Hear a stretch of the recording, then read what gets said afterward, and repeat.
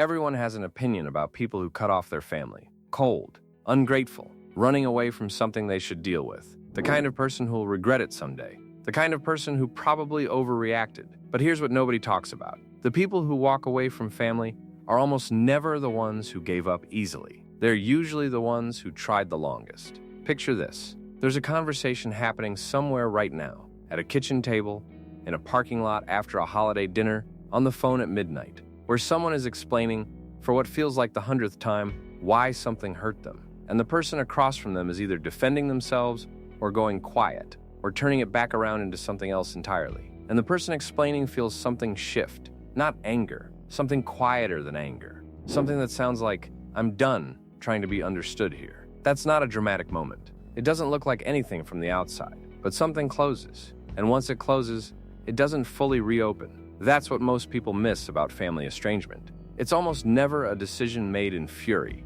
It's a decision made in exhaustion, after years of the same conversation going nowhere, after learning, slowly and painfully, that nothing is going to change. The world calls this selfish. Psychologists call it something else. And we haven't gotten to the part that most people find genuinely uncomfortable to hear, because it challenges something almost everyone believes about family. That's coming. I left a question pinned in the comments that's directly connected to what we're exploring here. If this is already landing somewhere specific for you, go answer it.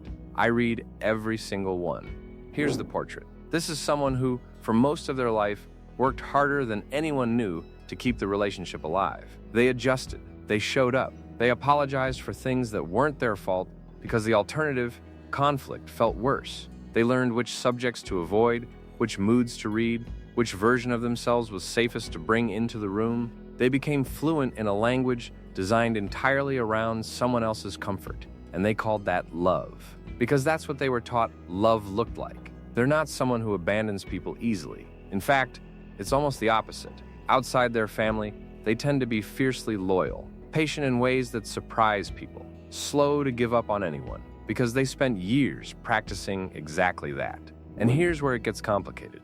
The origin of this pattern, the reason the estrangement happened, but also the reason it took so long, usually traces back to something that started much earlier than the decision to leave. Psychologists who study family estrangement, including researcher Karl Pillemer at Cornell, whose large-scale study on the topic was published in the early 2020s, found that estrangement from family affects a significant portion of adults, and that, in the overwhelming majority of cases, the person who initiates distance does so after years, sometimes decades, of attempting reconciliation, not as a first move, as a last one. What his research also found, and this is the part that lands differently, is that estranged adults consistently reported feeling relief after separation, not happiness, relief. The distinction matters. Relief is what happens when something that was costing you everything finally stops. It's not the same as winning. It's more like being able to breathe again. And here's what's fascinating about that relief.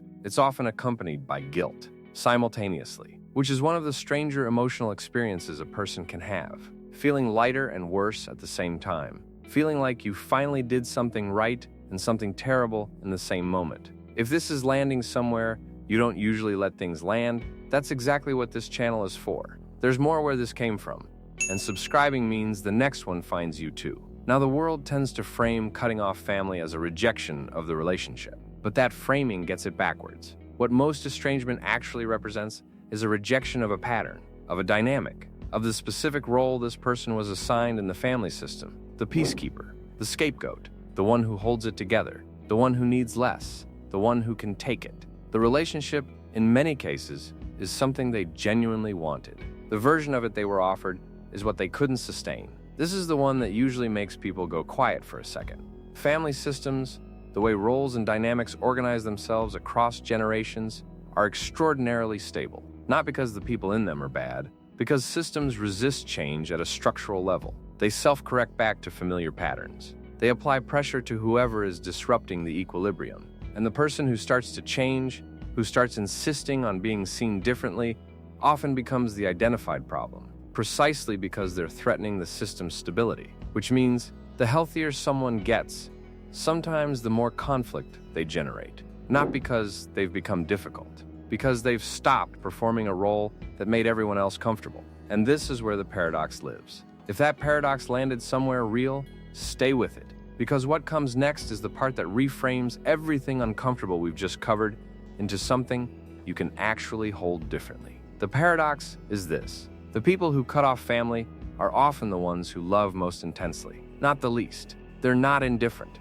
Indifferent people drift. They don't make the agonizing, deliberate choice to leave. The ones who leave are usually the ones for whom the relationship mattered enough to grieve, properly, consciously, at a cost. And they grieve it twice. Once when they realize it's never going to be what they needed. And again, every holiday, every milestone, every moment when family is supposed to be the context and theirs isn't available. They watch other people talk about their parents and feel something complex.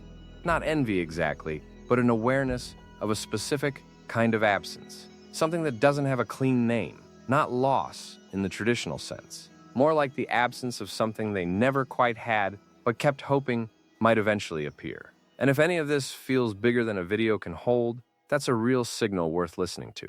Some of what leads people here runs deep.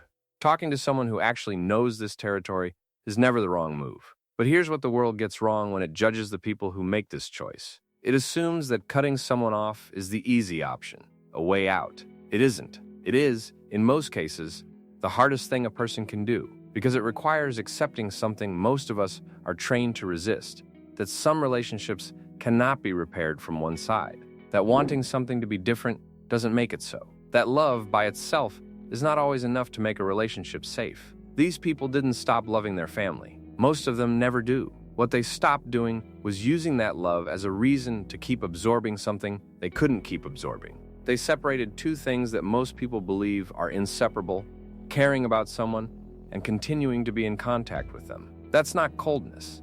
That's a distinction that takes years to earn. They were taught that family is unconditional, that you don't get to leave, that loyalty looks like staying, regardless of the cost. And they had to dismantle all of that, slowly, painfully, against enormous social pressure, to arrive somewhere that finally felt like honesty. They're not people who gave up on family. They're people who had to choose between a relationship and themselves. And they chose themselves, possibly for the first time. That's not a small thing. That's not something that deserves the world's judgment. That's someone who finally, after everything, decided they were worth protecting.